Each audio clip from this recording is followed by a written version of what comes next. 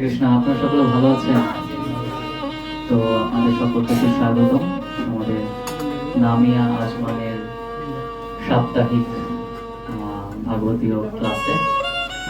তো আপনারা সকলে অত্যন্ত কৃপাপূর্বক এত রাতে এখানে এসে উপস্থিত হয়েছেন, এর জন্য আমার হৃদয়ের অন্তঃস্থল থেকে আপনাদের সকলের চরণে আমি দণ্ডবোধ প্রণাম জানাচ্ছি। বাঞ্ছা কল্পতরুভ্যশ্চ কৃপা সিন্ধুভ্যেব পতিতানাং পাবনেভ্যো বৈষ্ণবেভ্যো নমঃ।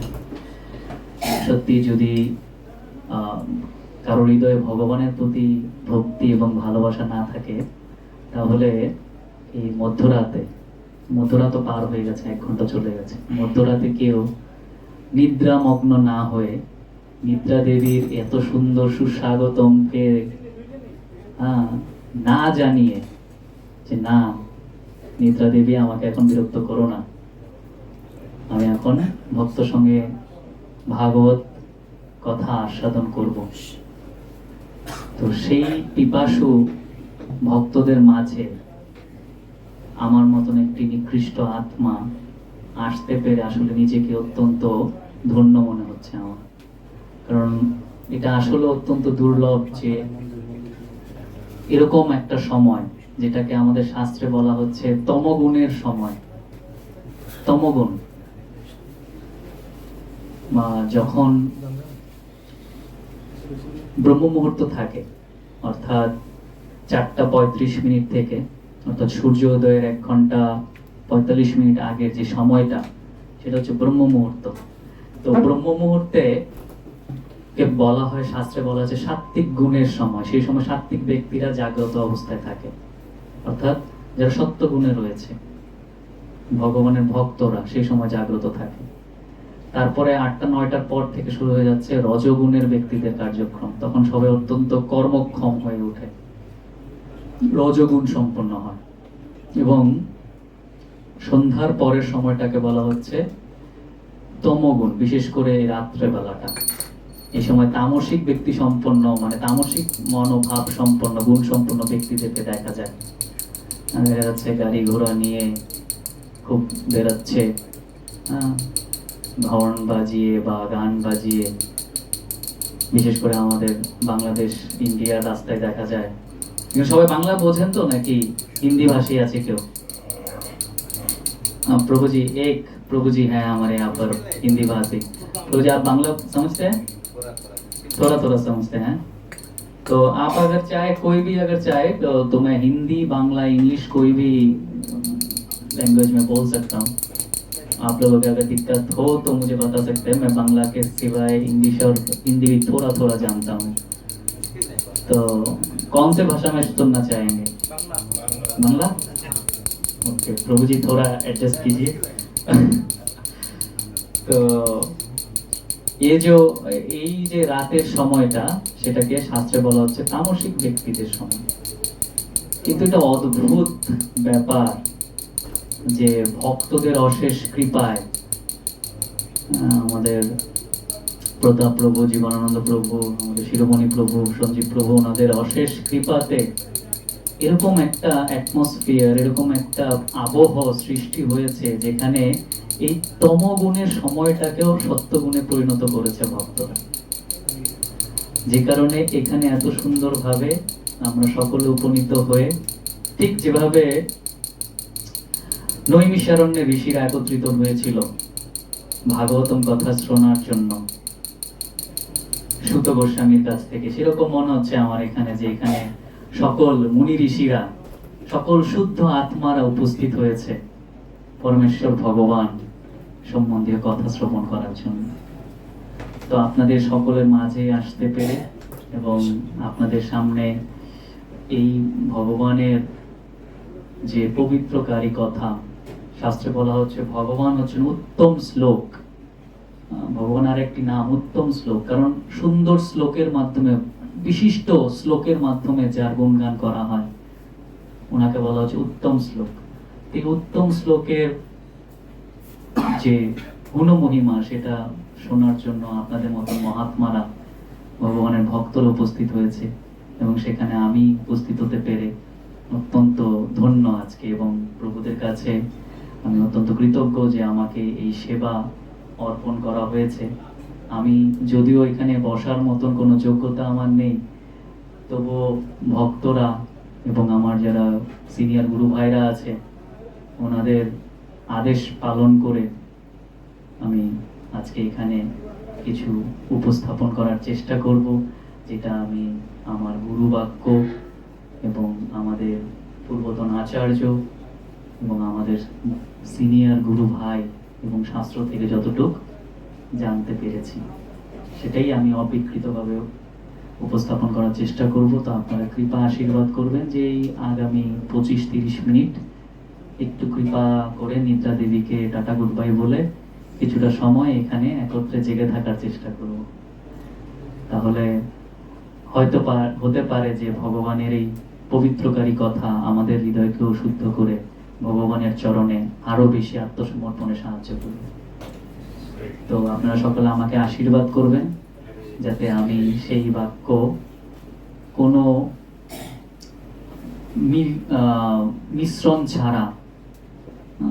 মিশ্রণ ছাড়া শুদ্ধভাবে যেরকম ভাবে শাস্ত্রে বর্ণিত আছে ঠিক সেভাবে উপস্থাপন করতে পারি। তো আপনাদের থেকে আমি জ্ঞানে এবং বয়সে দুটোতেই ছোট, তা আপনারা আশীর্বাদ করুন আমাকে যাতে আমি সেটা প্রস্তুত করতে পারি। হরে কৃষ্ণ। তো আজকে আমরা আমাদের শিরোমণি প্রভু আমাকে আজকে যে আদেশ দিয়েছেন, যে টপিক দিয়েছেন বৈষ্ণব সেবার উপরে কিছু আলোকপাত করার জন্য, তো আমি সেই প্রসঙ্গে শ্রীমদ্ ভগবদ গীতা থেকে একটি প্রসিদ্ধ শ্লোক, শ্রীমদ্ ভগবদ গীতার 4th অধ্যায় 34 নম্বর শ্লোক, 4th অধ্যায় 34 নম্বর শ্লোক জ্ঞান যোগ থেকে শ্লোকটি পাঠ করার চেষ্টা করছি। আপনারা সকলে আমার সাথে বলবেন। তদ্বিদ্ধি প্রণিপাতেন পরিপ্রশ্নেন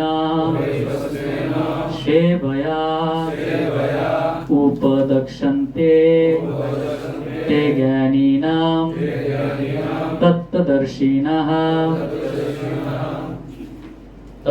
তদ্বিদ্ধি প্রণিপাতেন পরিপ্রশ্নেন সেবয়া উপদক্ষন্তে তে জ্ঞানম জ্ঞানিনস্তত্ত্বদর্শিনঃ। আরেকবার। তদ্বিদ্ধি পরিপাতেন পরিপ্রশ্নেন সেবয়া উপদক্ষন্তে তে জ্ঞানম জ্ঞানিনস্তত্ত্বদর্শিনঃ।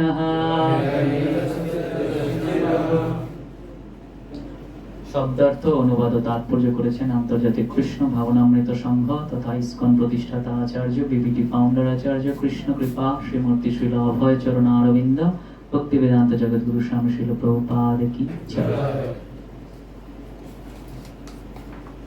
তৎ বলুন। বিভিন্ন যজ্ঞের সেই জ্ঞান বৃদ্ধি জানবার চেষ্টা করো। প্রণিপাতেন সদ্গুরুর শরণাগত হয়ে পরিপ্রশ্নেন ঐকান্তিক বিনম্র প্রশ্নের দ্বারা সেবয়া সেবার দ্বারা উপদেক্ষন্তি উপদেশ দান করবেন। তে তোমাকে জ্ঞানম জ্ঞান জ্ঞানীনঃ তত্ত্ববেত্তা তত্ত্বঃ তত্ত্ব দর্শিনঃ দ্রষ্টাগণ। অনুবাদ শ্রবণ করুন। সদ্গুরুর শরণাগত হয়ে তত্ত্বজ্ঞান লাভ করার চেষ্টা করো।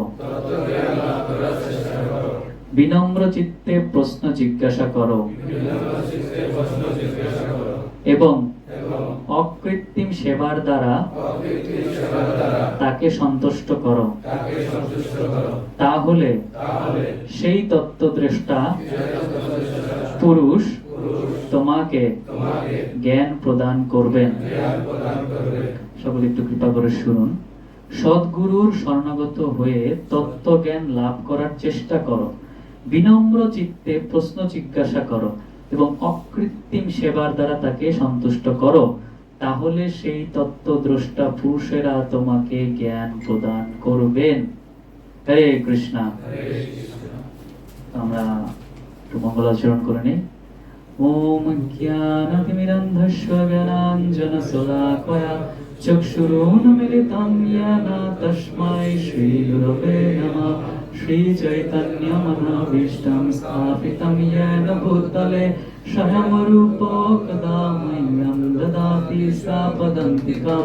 वन्देऽहं श्रीगुरो श्रीयुतपादकमलं श्रीगुरुन् वैष्णवांश्च श्रीरूपं शाक्रजातं सहगण रघुनाथामृतं तं सजीवं स्वागतं सवधूतं परिजनसहितं कृष्ण चैतन्यदेवं श्रीराधाकृष्णपादान् सहगण ललितां श्रीविशाखान्वितांश्च। हे कृष्ण करुणा सिन्धु दीनबन्धो जगत्पते गोपेश गोपिका कान्त राधाकान्त नमस्तुते। तप्तकाञ्चन गौराङ्गी राधे वृन्दावनेश्वरी वृषभानुसुते देवी प्रणमामि हरिप्रिये। वृन्दाय तुलसीदेव्यै प्रियाय केशवस्य विष्णुभक्ति प्रदे देवी सत्यवत्यै नमो नमः। नारायणं नमस्कृत्यं नरं चैव नरोत्तमं देवीं सरस्वती व्यासं ततो जयमुदीरये। मूकं करोति वाचालं पङ्गुरुलं घटे गिरिं यत्कृपातमहं वन्दे श्रीगुरुदीनतारिणं परमानन्दमाधवं श्रीकृष्णचैतन्य ईश्वरं। नष्टप्रायेषु वक्त्रेषु नित्यं भागवतो सेवया भागवते उत्तम श्लोके भक्तिर्भवति नैष्ठिकी। नमोऽयं विष्णुपादाय कृष्णपृष्ठाय भूतले श्रीमते भक्तिवेदान्त स्वामिनीति नामिने। नमस्ते सरस्वती देवे गौरवाणी प्रचारिणे निर्विशेष शून्यवादी पाश्चात्यदेशधारिणे। जय श्री कृष्ण चैतन्य प्रभु नित्यानंद श्री अद्वैत गदाधर शिवासादि श्री गौर भक्तवृंद। हरे कृष्ण कृष्ण कृष्ण हरे हरे हरे राम राम राम हरे हरे। ओम नमो भगवते वासुदेवाय। ओम नमो भगवते वासुदेवाय। ओम नमो भगवते वासुदेवाय। अपन अपन गुरु प्रणाम।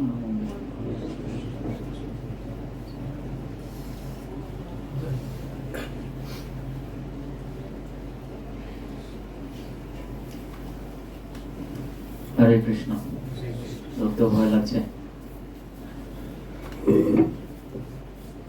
তো আমরা যে বিষয়টা নিয়ে আজকে আলোচনা করব সেই ব্যাপারে ভগবান স্বয়ং এই শ্লোকে বলছেন, পরিপ্রশ্নেন সেবয়া উপদক্ষন্তে তে জ্ঞানম জ্ঞানিনাস্তত্ত্বদর্শিনঃ। ভগবান বলছেন যে তার শুদ্ধ ভক্তদের সেবা করো। শুদ্ধ ভক্তদের সেবা করলে কি হবে? তোমার জ্ঞান প্রদান করবেন, তারা তোমাকে তত্ত্ব জ্ঞান প্রদান করবেন। আর সেই তত্ত্ব জ্ঞান দিয়ে কি হবে? ভগবান বলেছেন গীতাতেই যে যখন কেউ সে এই তত্ত্ব জ্ঞান লাভ করবে, জন্ম কর্ম চ মে দিব্যম এবং যে ব্যক্তি তত্ত্বতা ত্যক্ত দেহম পুনর্জন্ম নৈতি মামেতি সহর্জুনা। যে এই তত্ত্ব জ্ঞান অর্জন করতে পারবে যে আমার জন্ম কর্ম সাধারণ নয়, সেটি অপ্রাকৃত চিন্ময়, সে অবশ্যই দেহ ত্যাগ করে আমার ধামে গমন করবে, আসবে। তো এই তত্ত্ব জ্ঞান কে দান করবেন আমাদেরকে? আমরা চাইলেই পাবো? শ্রীমদ্ ভগবত গীতা বাজার থেকে কিনে পড়ে নিলে হয়ে যাবে? হবে না। তত্ত্ব আত্মদ্রষ্টা পুরুষের যদি আমরা সেবা করি, অর্থাৎ বৈষ্ণবগণের যখন আমরা সেবা করব, তখন বৈষ্ণবরা আমাদেরকে সেই জ্ঞান প্রদান করবেন। তো সেবা কি? প্রশ্ন আসে না, সেবা করতে বলেছে, তো সেবাটা কি? সেবাটা কি জানতে হবে না? তো যদি আমরা খুব সাধারণ ভাবে বুঝি, তাহলে সেবা আমরা সকলেই করছি। এখানে সেবা অফিস না, আবার ইউএই সেবা অফিস না, সুয়ারেজের অফিস বলে না সেবা, তো সেটা না। সেবা হচ্ছে আমরা সকলেই করছি। কি করছি? কেউ পিতামাতার সেবা করছি, কেউ সন্তানদের সেবা করছি, স্বামী স্ত্রীর, স্ত্রী স্বামীর, পরিবারের, অথবা যদি এই কোনোটাই না করি তাহলে নিজের ইন্দ্রিয়ের সেবা করছি কিনা প্রতি মুহূর্তে? বাচ্চা কাচ্চা থাকলে বাচ্চা কাচ্চা সেবা করছি, না হলে স্ত্রীর সেবা করছি, যদি তা না থাকে তাহলে পিতামাতার সেবা করছি, আর যদি এখনো পিতামাতার তত্ত্বাবধানেই থাকি তাহলে নিজের ইন্দ্রিয়ের তৃপ্তি করছি, ইন্দ্রিয়ের সেবা করছি। চোখ দিয়ে দেখছি সুন্দর সুন্দর জিনিস, মুখ দিয়ে খাচ্ছি মুখরোচক জিনিস, হাত দিয়ে স্পর্শ করছি, সবভাবেই আমি সেবা করছি। কার? যখন আর কোনো কিছু সেবা করছি না তখন নিজের ইন্দ্রিয়ের, আর যদি ইন্দ্রিয়েরও সেবা না করি তাহলে নিজের অহংকারের সেবাতেই আমরা যুক্ত আছি। মানে দাসত্ব বৃত্তি করছি, আমরা দাসত্ব বৃত্তি করছি কিনা? প্রতি মুহূর্তে করছি। আর আমরা এখানে সবাই হয় চাকরিজীবী, অথবা ব্যবসায়ী, অথবা নিজের দোকানেই নিজের সেবা করছি, বা ওই যে বললাম যে পুরো পরিবারের অথবা নিজের ইন্দ্রিয়ের দাসত্ব বৃত্তি করে যাচ্ছি। এইটাকেই বলা হচ্ছে সেবা। কিন্তু এটা জাগতিক সেবা, এই জড়জগতের মধ্যে সীমাবদ্ধ। এই সেবার মাধ্যমে আমি কোথাও কোনো উন্নতি করতে পারবো না। এই জগতে থাকতে পারবো, এই জগতের জন্য ঠিক আছে, দুবেলা দুমুঠো খেয়ে পরে দিনকাল হয়তো কেটে যাবে, কিন্তু এই দাসত্ব দিয়ে আমার পারমার্থিক কোনো মঙ্গল সাধন হবে না। পারমার্থিক সেবা করার মাধ্যমে পারমার্থিক মঙ্গল সাধিত হবে। এখন এই পারমার্থিক সেবাটা কি? শ্রীল প্রভুপাদ খুব সহজ ভাষায় বলেছেন, সার্ভিস। আমরা যা করছি জাগতিক জীবনে আমরা তাই করব, কিন্তু কেন্দ্রে থাকবেন ভগবান। কেন্দ্রে থাকবেন ভগবান। যেমন এখানেও আমরা প্রসাদ পাচ্ছি, ঘরেও আমরা খাওয়া দাওয়া করছি কিনা? এখানেও রান্না হচ্ছে, কিন্তু উদ্দেশ্যটা কি? কেন্দ্র ভগবান, কিন্তু ইচ্ছা বৈষ্ণব সেবার। এখানে এসে ভক্তরা রান্না বান্না করছে কেন? এত বৈষ্ণবরা আসবেন, তাদের প্রসাদ পাওয়ানো হবে, তারা প্রসাদ পাবে, তারা প্রসাদ পেয়ে আমাদেরকে আশীর্বাদ করবে যে যাতে সেও কৃষ্ণ ভক্তিতে উন্নতি লাভ করতে পারে। তাহলে চরমে বৈষ্ণবদের আশীর্বাদ পেলে ভগবান সন্তুষ্ট হবে। আর সেটা কিভাবে হবেন? আমরা সবাই কাহিনী শুনতে পছন্দ করি, একটা কাহিনীতে যাব নাকি? যদি এটা কাহিনী মনে হবে, কিন্তু এটা বাস্তব ঘটনা। আপনারা বিঠ্ঠল ভগবানের নাম শুনেছেন? পাণ্ডুরাঙ্গা গোবিন্দা, মহারাষ্ট্রের খুব বিখ্যাত ভগবান বিঠ্ঠল। আপনি নেটে সার্চ দিবেন, পেয়ে যাবেন, বিঠ্ঠলের ছবি পেয়ে যাবেন। এরকম ভাবে দাঁড়িয়ে আছে ভগবান, কোমরে হাত দিয়ে দাঁড়িয়ে না আমরা এভাবে, ভগবান এভাবে দাঁড়িয়ে আছেন। তো বিঠ্ঠলের কয়েকটা বিঠ্ঠলের কয়েকটা অর্থ আছে, কিছু অর্থ আছে। তো বিট শব্দের অর্থ হচ্ছে কাঠ। মহারাষ্ট্রে, এটা কিন্তু একটা জায়গার নাম, পান্ডারপুর নামে একটা জায়গা আছে মহারাষ্ট্রে। সেখানে এই বিঠ্ঠল ভগবানের মন্দির আছে। সেখানে সব বিঠ্ঠল ভগবানকে পাণ্ডুরাঙ্গাও বলা হয়। আপনারা দেখবেন নেটে অনেক সার্চে গানও পেয়ে যাবেন, পাণ্ডুরাঙ্গা গোবিন্দা দিয়ে অনেক গান আছে। তো বিঠ্ঠলের অর্থটা কি? বিট মানে হচ্ছে, মহারাষ্ট্রীয় ভাষায় বিট মানে হচ্ছে কাঠ। তক্তা আছে না, তক্তা যেরকম তক্তা, সে কাঠ। আর ঠল মানে হচ্ছে বসা, বসা। তো তক্তার উপরে যিনি বসেছেন বা দাঁড়িয়ে আছেন, সেটাকে এক অর্থে বলা হচ্ছে বিঠ্ঠল। কেন আমি সেটার প্রসঙ্গে যাচ্ছি, আগে অর্থটা শুনে নেন। বিঠ্ঠল কেন বলা হচ্ছে ভগবানকে? বিটের আরেকটা শব্দ আছে, বি মানে বিট, বিট শব্দটা এসেছে হচ্ছে বিষ্ণুর অপভ্রংশ হয়ে। বিষ্ণু অপভ্রংশ হয়ে ওই ভাষায় বিঠ্ঠল হয়েছে। তার মানে বিষ্ণুই হচ্ছেন বিঠ্ঠল। ঠিক আছে? আবার মহারাষ্ট্রের খুব বিখ্যাত একজন সাধু তুকারাম, নাম শুনেছেন না অনেকেই? তুকারাম। তো উনি বলেছেন বি মানে হচ্ছে জ্ঞান, আর থাল মানে হচ্ছে অপ্রাকৃত রূপ। তো বিঠ্ঠল মানে হচ্ছে চিন্ময় জ্ঞানের স্বরূপ যিনি, বা স্বয়ং ভগবান। চিন্ময় জ্ঞানের স্বরূপ কে? ভগবান। ভগবান গীতাতে বলছেন বেদেষু অহমৈব সর্ব বেদান্ত বেদবৃত চ অহম। তিনি ভগবান কৃষ্ণ বলছেন আমি হচ্ছে বেদবিদ, মানে আমি বেদকে জানি, বেদকর্তা, বেদের কর্তা আমি, এবং বেদের জ্ঞাতব্য বিষয়ও আমি। তার মানে চিন্ময় জ্ঞান কে? পরমেশ্বর ভগবান, রাধা মাধব। তো সেই জন্য বিঠ্ঠল মানে হচ্ছে ভগবান বিষ্ণু বা কৃষ্ণ। আর স্থানীয় ভাবে বিঠ্ঠল মানে হচ্ছে বিট, এবং ঠল মানে হচ্ছে স্থান, বসার স্থান। তো বিট মানে হচ্ছে তক্তা, আর সেই তক্তার উপরে যিনি বসেছেন বা দাঁড়িয়ে আছেন তিনি হচ্ছেন বিঠ্ঠল। কারণ সেই বিঠ্ঠল ভগবান মানে বিষ্ণু বা কৃষ্ণ দাপর যুগের কথা। দাপর যুগে চলে যাচ্ছি আমরা, কলিযুগ থেকে রিওয়াইন্ড করছি, পিছনের দিকে যাচ্ছি। গান বাজাই না আমরা, গান বাজাতে মাঝে মাঝে অনেক ভালো গানগুলো আবার রিওয়াইন্ড করি। হ্যাঁ, একটু মানে যারা টেপ রেকর্ডার চালিয়েছেন তারা বুঝতে পারবেন যে রিওয়াইন্ড করা যায়। হ্যাঁ, একটা বাটন থেকে একটু পিছনে চলে গেল, আবার আবার শুরু হতো। আমরা একটু কলিযুগ থেকে দাপর যুগে চলে যাই। তো দাপর যুগে ভগবান শ্রীকৃষ্ণ, তো ভগবান শ্রীকৃষ্ণের দ্বারকাতে কতজন স্ত্রী ছিলেন? হ্যাঁ, 16,000, মাত্র 108। তো এই 16,108 জন স্ত্রীর মধ্যে 8 জন প্রমুখ ছিলেন। আর সেই 8 জন প্রমুখ স্ত্রীর মধ্যে প্রধানতম ছিলেন লক্ষ্মীজি বা রুক্মিণী। তো একবার ভগবান কৃষ্ণ তার অন্য আরেকজন পত্নীর প্রতি যখন বাক্যের আদান প্রদান করছিলেন, সেটা দেখে রুক্মিণী দেবী একটু অসন্তুষ্ট হয়েছে। তো অসন্তুষ্ট হলে কি করে? স্ত্রীরা যদি অসন্তুষ্ট হয় কি করে?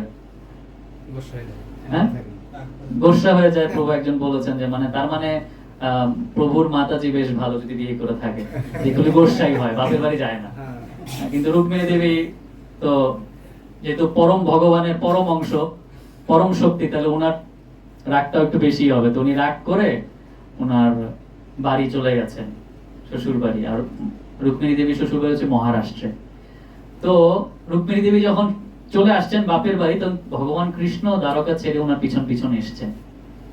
তো পিছন পিছন আসার পরে এই মহারাষ্ট্রের এই পান্ডারপুর নামটা ভালো করে দেখে রাখবেন, শুনে রাখবেন, নেটে সার্চ দিলে পেয়ে যাবেন পান্ডারপুর। এই পান্ডারপুরে আসার পরে ভগবান কৃষ্ণের মনে পড়েছে, আরে আমার একজন শুদ্ধ ভক্ত আছে তো পুণ্ডলিক, তো পুণ্ডলিকের সাথে একটু দেখা করে যাই। স্ত্রীর মান তো ভাঙাবো, সমস্যা নেই, আগে একটু আমার ভক্তের সাথে দেখা করে যাই। হ্যাঁ, তো ভগবানের সেই ভক্তের সাথে দেখা করার জন্য পুণ্ডলিক যার নাম, তো যার নাম পুণ্ডলিক, তার সাথে দেখা করার জন্য ভগবান সে পুণ্ডলিকের বাড়িতে গিয়েছে। এখন পুণ্ডলিকের বাড়িতে গিয়ে ভগবান নক করছে, পুণ্ডলিক ঘরে আছো? তো পুণ্ডলিক কিছুক্ষণ পরে, হ্যাঁ কে? বলে দরজাটা খোলো, দেখো কে। তো বেশ কিছুক্ষণ পরে এসে দরজাটা ওপেন করেছে। তো দরজাটা খোলার পরে দেখছি পরমেশ্বর ভগবান কৃষ্ণ সামনে দাঁড়িয়ে আছেন। তো ও এখন কি করবে বুঝতে পারতেছে না। তারপর চিন্তা করছে, না না না, ও করেছে কি, একটা কাঠ ছুঁড়ে দিয়েছে, ছুঁড়ে দিয়ে বলছে তুমি এখানে দাঁড়াও, আমি একটু আসতেছি ভিতর থেকে। তো এই যে কাঠ ছুঁড়ে দিয়েছে, সেই কাঠের উপরেই ভগবান দাঁড়িয়েছেন। এরপরে পুণ্ডলিক ভিতরে গিয়েছে, আর আসে না। সকাল গড়িয়ে সন্ধ্যা, সন্ধ্যা গড়িয়ে রাত হয়ে যাচ্ছে, ভগবান ওখানেই দাঁড়িয়ে আছে। তো পুণ্ডলিক ভিতরে কি করছে, আর ভগবান ওর জন্য দাঁড়িয়ে আছে। আমরা ভগবানের জন্য ওয়েট করি, আর ভগবান ওর জন্য দাঁড়িয়ে আছে, ও কি করছে তাহলে? এটা জানার একটা ব্যাপার না? সেটা জানার জন্য আরেকটু পিছনে যাব আমরা। পুণ্ডলিক ব্রাহ্মণের সন্তান, বা পিতামাতা সেবা করে। তো পুণ্ডলিকের বাবা মা ওর বিয়ে দিয়েছে। তো বিয়ে দেওয়ার পরে বাবা মা বৃদ্ধ হয়েছে, এখন সে স্ত্রীর প্রতি বেশি ভালোবাসা, বাবা মার সেবা করা প্রায় ভুলেই গেছে। তখন স্ত্রী একবার বাহানা করেছে যে আমি তীর্থযাত্রায় যেতে না। উনি পুণ্ডলিক বলেছে যে বাবা মাকে একটু ঘর থেকে কিছুদিনের জন্য বাইরে পাঠাই, তীর্থে তীর্থে পাঠাই। তো পুণ্ডলিক করেছে, বাবা মা তোমরা যাও একটু তীর্থ করে আসো। তো এখন বাবা মারা খুব বৃদ্ধ হয়ে গেছে, তো এখন হেঁটে হেঁটে কিভাবে যাবে? বলছে জানি না, তোমরা কিছুদিন বৃদ্ধ বৃদ্ধ হয়ে গেছে, আমি তো তোমরা তীর্থ করে আসো, যাও যাও, পায়ে হেঁটেই যাও। তখনকার দিনে তো আর কিছু ছিল না, খুব বেশি হলে গরুর গাড়ি ছিল। এখন পুনরায় সেটারও ব্যবস্থা করে দেয়নি, তো তোমরা যাও যাও করে আসো। তো বাবা মা বেরিয়ে গেছে। এখন বাবা মা যখন বেরিয়ে গেছে, তখন স্ত্রীরও ইচ্ছা হয়েছে যে আমিও যেতে চাই, আমিও যেতে চাই তীর্থে। এখন স্ত্রীকে নিয়ে যাবে, কি করবে? একটা ঘোড়ার গাড়ির ব্যবস্থা করেছে, স্ত্রীকে ঘোড়ায় বসিয়ে তারপরে পুণ্ডরিক যাচ্ছে। কারণ বাবা মা তো অনেকদিন আগে রওনা হয়েছে। বাবা মারা ওখানে কুকুত নামে একজন সন্ন্যাসী ছিল। আগেকার দিনে কি হতো যে রাজারা বা অনেক মহাজনেরা কি করতো, তীর্থে যাওয়ার রাস্তাতে অনেক সুন্দর সুন্দর তীর্থ নিবাস বা এই যারা তীর্থে যাচ্ছে তাদের জন্য রাত্রি যাপন কেন্দ্র তৈরি করতো। কারণ তখন তো আর এখনকার মতন ট্রেন, বাস আর হচ্ছে মেট্রো ছিল না, বা কোনো হোটেল এগুলোও ছিল না। তো এরকম যারা ধনী ব্যক্তিরা ছিল, তারা হচ্ছে যারা তীর্থযাত্রী আছে তাদের সেবা করার জন্য এরকম সুন্দর সুন্দর বাড়ি ঘর করে রাখতেন। তো এরকম একজন সন্ন্যাসী ছিলেন, তার একটা আশ্রম ছিল, কুকুত ওনার নাম ছিল। সেই সন্ন্যাসী, যে কুকুত নামক যে সন্ন্যাসী, সেই সন্ন্যাসীর আশ্রমে রাত্রি যাপন করার জন্য পুণ্ডলিক তার বউকে নিয়ে উপস্থিত হয়েছে, তার স্ত্রীকে নিয়ে। রাত হয়ে গেলে তো থাকতে হবে, তো সন্ন্যাসীর আশ্রমে থাকতেছে, কারণ সন্ন্যাসী আশ্রমে থাকলে প্রসাদ প্রসাদ পাওয়া যাবে, ভালো, টেনশন নেই। ব্রাহ্মণ ঘরের সন্তান তো বাইরে তো কিছু খায় না। তো রাত্রে যখন এখানে থাকতেছে, তখন দেখলো যে তার পিতামাতা কয়েকদিন আগে সেই আশ্রমে এসে উঠেছে, একই জায়গায় যাচ্ছিল আর কি। তো এখন রাত্রেও বিশ্রামে গেছে।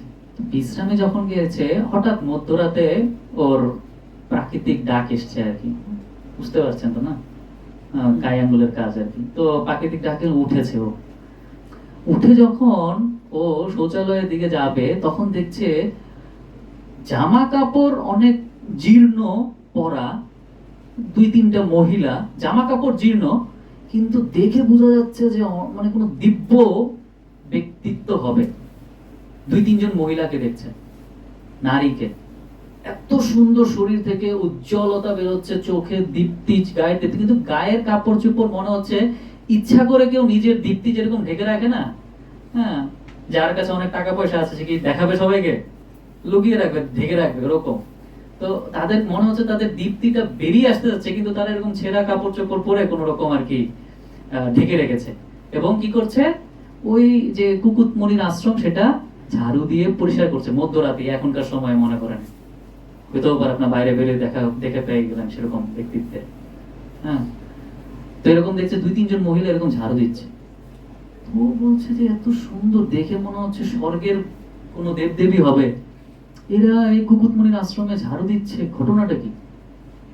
তো উনি গিয়েছে, গিয়ে বলছে যে আপনারা কারা, এত রাতে এখানে আশ্রমে কি করছেন?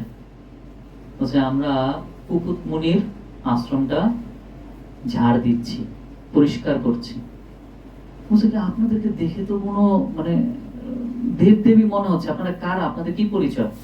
তখন বলছে যে আমি হচ্ছে গঙ্গা, সে হচ্ছে যমুনা, ও হচ্ছে সরস্বতী। কে জানি গঙ্গা যমুনা সরস্বতী কি? দেবী, নদী, আমাদের পবিত্রকারী নদী। এবং চিন্ময় জগতে প্রত্যেকটি নদী, ফল, গাছ সবারই একটা ব্যক্তিত্ব স্বরূপ রয়েছে। তো যে গঙ্গা নদী তার ব্যক্তিত্ব স্বরূপ রয়েছে, তো যে যমুনা নদী তার ব্যক্তিত্ব স্বরূপ রয়েছে, দেবী এক একজন। তো বলছে যে আপনারা এরকম দেবী হয়ে এই এই সন্ন্যাসীর আশ্রমে ঝাড়ু দিচ্ছেন কেন? বলছে যে পুণ্ডরীক কথা বেশি চলে যাচ্ছে, ওর ঠান্ডা বেশি হচ্ছে। আচ্ছা আচ্ছা, এসি মনে হয় বেশি শক্তিশালী, সব ভক্তদের যাতে কোনো কষ্ট না হয় গরমকালে, সেই কোনো শক্তিশালী এসি লাগানো হয়েছে। এখানেও বৈষ্ণব সেবা বিশেষ মাহাত্ম। তো এই পুণ্ডলিক তখন বলছে যে আপনারা কেন এরকম সেবা করছেন ওনার এখানে? আপনারা, আপনাদের জলে আমরা স্নান করে পবিত্র হই, আপনারা এসে কেন মুনির আশ্রমে সেবা করছেন? বলছে যে যত জগৎবাসী আছে তারা আমাদের জলে স্নান করে তাদের পাপ রেখে যায়, কিন্তু আমরা এরকম কুকুত মুনির মহান সাধু বৈষ্ণবদের সেবা করার মাধ্যমে আমাদের গায়ে যে পাপ রেখে যাচ্ছে সবাই জগৎবাসী, সেই পাপ থেকে আমরা মুক্ত হই। তো সে বলছে যে তাহলে মানে আমাকে একটু কৃপা করুন। আমাকে বলছে না, তোমাকে কৃপা করা যাবে না। বলছে কেন? বলছে কারণ তুমি বৈষ্ণব সেবা করো না। মানে তোমার পিতা মাতা হচ্ছে বৈষ্ণব, পরম বৈষ্ণব, ভগবান বিষ্ণুর তারা উপাসক, তারা ভগবানের শ্রেষ্ঠ ভক্ত। তুমি তোমার স্ত্রীর প্রতি এত আসক্ত যদি তুমি তোমার পিতা মাতার দেখাশোনা করো না, তাই তোমার কোনো পাপের নাশ হবে না। তো এটা বলে ওনারা ওনার মতন ঝাড় করে, তখন পুণ্ডলিক চিন্তা করছে, হায় হায় আমি কি করছি? আমি তো পূর্বে তো আমি ঠিকই পিতামাতার সেবা করতাম, আমার পিতামাতা ভগবানের পরম ভক্ত, আমি তাদের সেবা করেছি, কিন্তু হায় হায় আমি স্ত্রীর মোহে এমন আসক্ত হয়ে গেছি যে আমি পিতামাতাকে ভুলে গেছি। আজকে থেকে স্ত্রীটি বাদ, শুধু পিতামাতাই। যেখানে গঙ্গা যমুনা, গঙ্গা সরস্বতী যমুনা এসে হচ্ছে বৈষ্ণবের সেবা করছে, আমার ঘরে পরম বৈষ্ণব থাকতে আমি তাদের সেবা না করে তাদেরকে উপেক্ষা করছি। হায় হায় হায়, আমার কি ভুল হয়ে গেছে, কি অপরাধ হয়ে গেছে। সাথে সাথে গিয়ে পিতামাতার চরণে পড়ে কান্নাকাটি। যে কি হয়েছে? বাবা মা তো স্বাভাবিক সন্তানের প্রতি ক্ষমাশীল না। যে কি হয়েছে বাবা, তুই কাঁদতেছিস কেন? না না, আমার অনেক অপরাধ হয়ে গেছে, আমাকে ক্ষমা করে দাও। যে কিসের অপরাধ হয়েছে? কোনো অপরাধ নেই, তুই আমাদেরকে তীর্থে পাঠাইছিস ভালো। বলছে না না, আমার অনেক অপরাধ হয়েছে, আমাদের ক্ষমা করে দাও। আমি তোমাদেরকে তীর্থে পাঠাই দিছি হেঁটে হেঁটে, আর আমার স্ত্রীকে নিয়ে আসি ঘোড়ার গাড়ি করে। এখন আমি তোমাদেরকে ঘোড়ার গাড়ি করে তীর্থ ঘুরাবো, ঘরেও নিয়ে যাব, ভালো করে সেবা করবো। তারপর উনি ওই দিনের পর থেকে সেবা করা শুরু করেছেন আবার ভগবান পিতামাতার। এই সেবাই কন্টিনিউ হতে হতে ওনার পিতামাতা এত বৃদ্ধ হয়ে গেছে যে ওনার পিতামাতা মানে বিছানা থেকে উঠতে পারে না। তাদেরকে যা হয় সব বিছানায়, খাওয়াই দিতে হচ্ছে বিছানায়, প্রসাদ প্রসাদ সব বিছানায়। তো এখন ওনার কাছে এক মুহূর্ত সময় নেই পিতামাতাকে ছেড়ে আসার জন্য। এর মধ্যে নক, কে নক করেছে? পরমেশ্বর ভগবান শ্রীকৃষ্ণচন্দ্র ভগবান কি জয়। ভগবান নক করেছে, ভগবান দরজায়। অনেকক্ষণ নক করার পরে খুলেছে, খুলে দেখছে ভগবান। এখন কি করবে বুঝতে পারছে না, কিন্তু এখন ওদিকে পিতা মাতা বলছে বাবা আমাকে একটু জল দিয়ে যা। পিতা বলছে আমি একটু বাথরুম করব। তো বলছে ভগবান এই নাও কাট, তুমি দাঁড়াও, আমি একটু সেবা করে আসি, তোমার সাথে পরে কথা হবে। কোনো কিছু দেয় নাই ভগবানকে, শুধুমাত্র বৈষ্ণবীয় সদাচার না বসতেটা দিয়েছে, না ওই যে কাট, তুমি দাঁড়াও আমি আসতেছি। ওই যে বলেছে ভগবান তুমি দাঁড়াও আমি আসতেছি, ভগবান দাঁড়িয়ে আছে, এখন পর্যন্ত দাঁড়িয়ে আছে এভাবে। রাজা বাদশা কিভাবে দাঁড়ায়? কৃষ্ণ তো সেখানে রাজার ভূমিকায় আছে না, এভাবে কোমরে হাত দিয়ে ভগবান ওয়েট করতেছে। এবং মানে অনেক রাতে গিয়ে পুণ্ডরীকে মনে করছে হাই হাই, আমি ভগবানকে দাঁড়া করে রেখে আসছি, কিছুই তো করলাম না। তাড়াতাড়ি শেষ মানে এই রাত্রেবেলা গেছে যে আগে কি ভগবানের কখন থেকে বইলে আসি, মনে তো ভগবান চলেও গেছে। হায় হায় রে, আমার কি অপরাধ হয়েছে, ভগবানের সেবা করতে পারলাম না। তাড়াতাড়ি আসছে, আইসা দেখে কি ভগবান ওই জায়গায় দাঁড়ায় আছে। তো প্রভু প্রভু আমাকে ক্ষমা করে দাও, অনেক বড় ভুল হয়ে গেছে প্রভু, আমার মানে মানে তোমাকে আমার মানে একদম ভুলে গেছিলাম প্রভু, আমার যে কি মায়া, প্রভু আমাকে ক্ষমা করে দাও প্রভু, আমার প্লিজ, তুমি আমার অপরাধ নিও না প্রভু প্লিজ। না না পুণ্ডরী, আমি তোমাকেই দেখতে আসছিলাম, এবং তোমার যে বৈষ্ণবের প্রতি ভালোবাসা, বৈষ্ণবের প্রতি সেবাবৃত্তি, এটা দেখে আমি মুগ্ধ। তুমি যে আমাকে আমাকে সময় এখন না দিয়ে বৈষ্ণব যেটা করা উচিত, বৈষ্ণব সেবা, সেটা করছো, এই জন্য আমি অনেক সন্তুষ্ট। ভগবান এই জন্য বলছেন, আমার ভক্ত না পূজে আমায় পূজে মাত্র, সে দাম্ভিক নহে মোর কৃপার পাত্র। সে নিকৃষ্ট, সে কনিষ্ঠ স্তরের ভক্ত, যে ভগবানের ভক্তের সেবা করে না, শুধুমাত্র ভগবানের সেবা করে। শ্রীল প্রভুপাদ একবার, মেবি এটা 1972 দিকের কথা, তখন শ্রীল প্রভুপাদ ওনার বিদেশি সন্ন্যাসী শিষ্যদেরকে নিয়ে ভারত ভূমিতে এসছেন। তো উনি সম্ভবত এটা ওই সময় প্রয়াগের দিকে ছিলেন। তো প্রয়াগে শ্রীল প্রভুপাদ ওনার সন্ন্যাসীদেরকে নিয়ে প্রাতঃ ভ্রমণে বেরিয়েছেন। তো তখন একটা বাড়ির সামনে এসছেন, উনি বলছেন যে আরে এই বাবুকে তো আমি চিনি। শ্রীল প্রভুপাদ বলছেন যে আমি তো এই বাবুকে চিনি, চলো একটু ওনার সাথে দেখা করে আসি।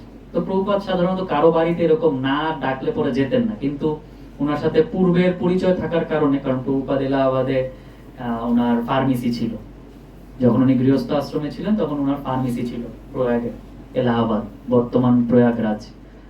তো সেখানে তো প্রভুপাদ বলছেন আর এই বাবুকে তো, এই শেঠকে তো আমি চিনি, চলো ওনার সাথে একটু দেখা করে আসি। তো ওনার সাথে দেখা করার জন্য ভিতরে গিয়েছেন। পরে ওনার যে চাকর ছিল, ওই চাকরকে বলছেন যে যাও তোমার বাবুকে বলো যে অভয়চরণ, স্বামীজি অভয়চরণ এসছেন।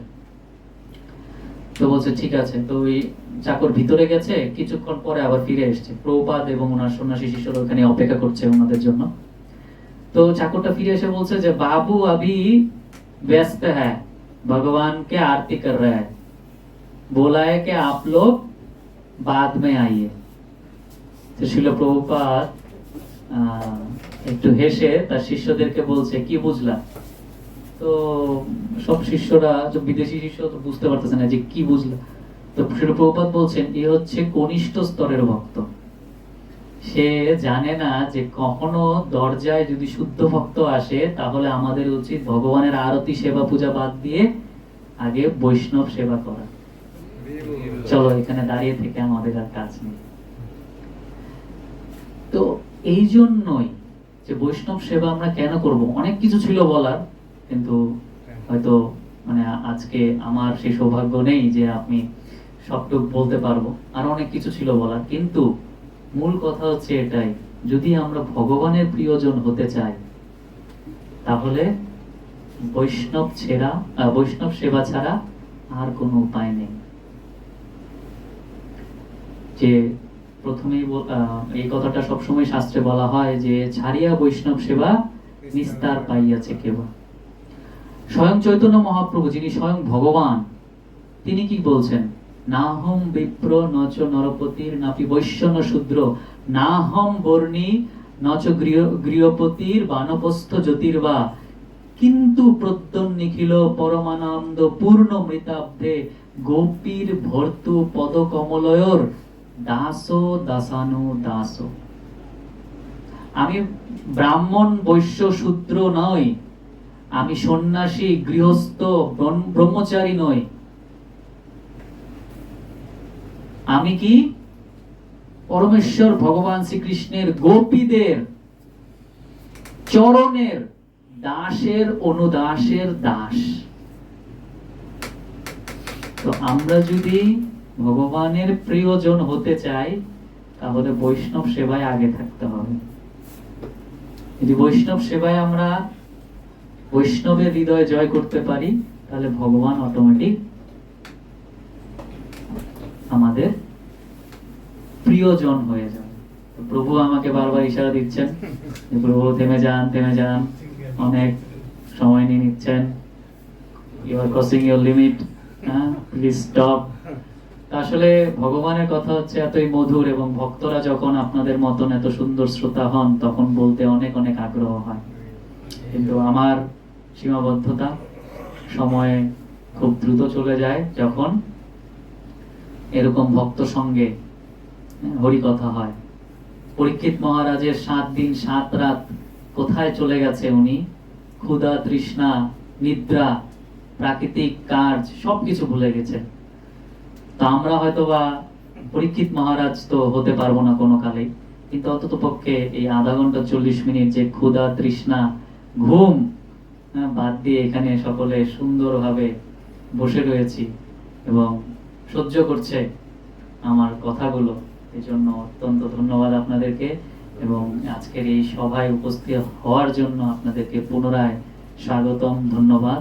এবং আমাকে কৃপা আশীর্বাদ করবেন যাতে আপনাদের সেবায় আমি থাকতে পারি, বৈষ্ণব সেবায় সবসময় থাকতে পারি। হরে কৃষ্ণ কৃষ্ণ কৃষ্ণ হরে হরে, হরে রাম রাম রাম হরে হরে। গ্রন্থরাজ শ্রীমদ্ ভগবদ গীতা কি জয়। গো শ্রীনাথ প্রেমানন্দে হরি হরি।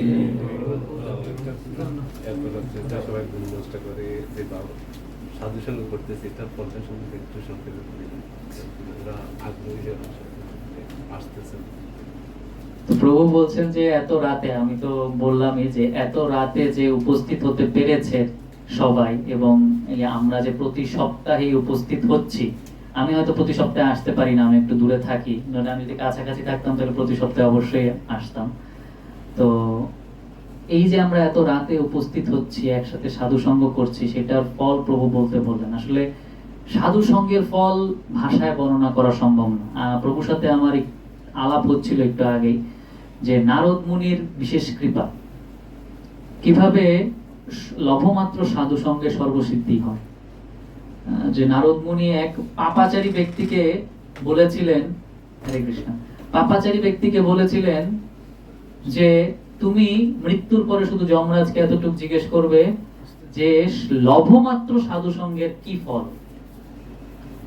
তো সে যথারীতি মৃত্যুর পর যখন যমরাজের দুয়ারে গেছে, তখন যমরাজকে একটা প্রশ্ন করেছে, যমরাজ, লভমাত্র সাধু সঙ্গের কি ফল? তো যমরাজ বলছে, লভমাত্র সাধু সঙ্গের কি ফল? আচ্ছা, এটার অ্যান্সার তো আমার জানা নেই, চলো ব্রহ্মলোকে যাই, ব্রহ্মাজির কাছে অবশ্যই আছে এই প্রশ্নের উত্তর। তো সেই পাপীকে নিয়ে, সে ব্যক্তিকে নিয়ে চলে গেছে ব্রহ্মলোকে। ব্রহ্মলোকে গিয়ে ব্রহ্মাজি তপস ধ্যান করছিলেন, সেখানে গিয়ে ব্রহ্মাজিকে বললেন, ব্রহ্মাজি, আমি একটা প্রশ্নের উত্তর পাচ্ছি না, এই ব্যক্তিটা করেছে যে লভমাত্র সাধু সঙ্গের কি ফল? তো ব্রহ্মাজি কিছুক্ষণ চিন্তা করে, 4টা মাথা ব্রহ্মাজির, ব্রেন কত স্পিড হবে তাহলে চিন্তা করেন। 4 মাথায় কিছুক্ষণ চিন্তা করে বললেন, আচ্ছা এটার অ্যান্সার তো আমারও ঠিক মতন জানা নেই, চলো আমরা শিব লোকে যাই, ভগবান শিবের কাছে, বৈষ্ণবানাম যথা শম্ভু, শম্ভুজির কাছে গিয়েছেন। শিবজির কাছে, শিবজির কয় মাথা? 5 মাথা। শিবজির কাছে গিয়ে জিজ্ঞেস করছেন, শিবজি এটা প্রশ্ন করেছে, ব্রহ্মাজি বলছেন যে শিবজি একটা প্রশ্ন করেছে এই পাপী ব্যক্তি যমরাজের কাছে যে লবমাত্র সাধু সঙ্গের কি ফল। তো সেটা আমি অ্যান্সার করতে পারিনি, যমরাজও পারিনি, যদি আপনি একটু বলে দেন, আপনি মহান ভাগবত ব্যক্তি। তো শিবজি বলছেন, এটা তো একটা কঠিন প্রশ্ন হয়ে গেল, আনকমন প্রশ্ন, 3 star, very very important question, কিন্তু হচ্ছে কমন পড়ে নাই আমার। তো চলো আমরা কি করি, বৈকুণ্ঠে ভগবান নারায়ণের কাছেই যাই, আমার কাছে অ্যান্সার নেই। তো ভগবান নারায়ণের কাছে গিয়েছেন। কে কে আছেন সাথে? যমরাজ, ব্রহ্মা, মহেশ্বর, সব মহাজন, দ্বাদশ মহাজনের এক একজন। তো গিয়েছেন নারায়ণ, ভগবান নারায়ণ যেরকম লক্ষ্মীপতি সুন্দর মতন বিশ্রাম নিচ্ছেন, আর লক্ষ্মী দেবী চরণ পাদুকা সেবা করছেন। তো ভগবান নারায়ণের কাছে প্রার্থনা করছেন, প্রভু চরম কোশ্চেন সম্মুখীন হয়েছি আমরা। যে কি কোশ্চেন? বলছে যে এই যে পাপী ব্যক্তি, সে জমালয়ে গিয়ে যমরাজের কাছে জিজ্ঞেস করছে যে লভমাত্র সাধু সঙ্গের কি ফল। তো যমরাজ এটার অ্যান্সার করতে পারলেন না। যমরাজ গিয়েছেন ব্রহ্মাজির কাছে, ব্রহ্মাজিও পারলেন না। ব্রহ্মাজি গিয়ে এসেছেন আমার কাছে, আমার কাছে একটা কঠিন কঠিন সংশয় সংশয় মনে হচ্ছে, আপনি যদি একটু সলভ করে দিতেন যেটার অর্থটা কি। তো ভগবান নারায়ণ একটু মুচকি এসে বলছে যে এটার একটাই অ্যান্সার, যে লবমাত্র সাধু সঙ্গের ফলে স্বয়ং যমরাজ, ব্রহ্মা এবং শিব পাপী ব্যক্তিকেও বৈকুণ্ঠে নিয়ে আসে। আর এটার ফল হচ্ছে বৈকুণ্ঠে যে একবার আসে সে কখনো আর জড়জগতে ফেরত যায় না। সুতরাং আপনারা যান, যে যার কাজে যান সে এখানেই থাকবে। এটা হচ্ছে লবমাত্র সাধু সঙ্গের ফল। সেই পাপী ব্যক্তি অনিচ্ছা সত্ত্বেও লবমাত্র নারদ মুনির মতন শুদ্ধ ভক্তের সেবা করে সঙ্গ করেছিলেন। তো সেই সঙ্গের প্রভাবে সে বৈকুণ্ঠ লোকে চলে গেছেন। তার কোনো পাপের কোনোই ফল ভোগ করতে হয়নি, হিসাব নিকাশ তো বাদ। তো এই যে আমরা 30-40 মিনিট 1 ঘন্টা ভক্ত সঙ্গ করছি, তার যে কি ফল এখানে কেউ নেই সেটা হিসাব লাগাতে পারবে।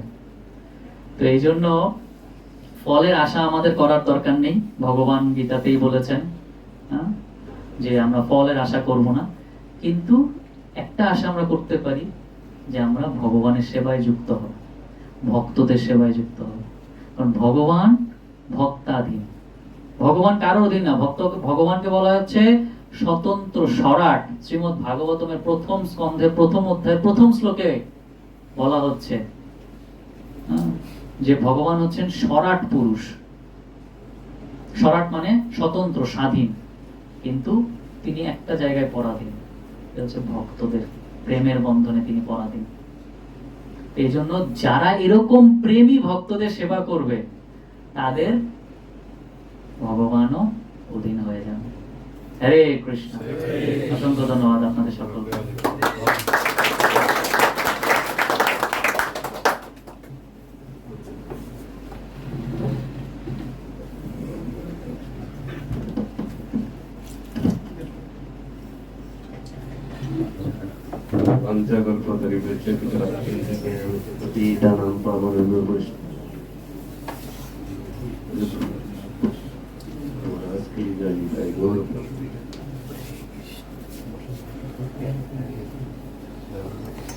হরে কৃষ্ণ। তো প্রভুর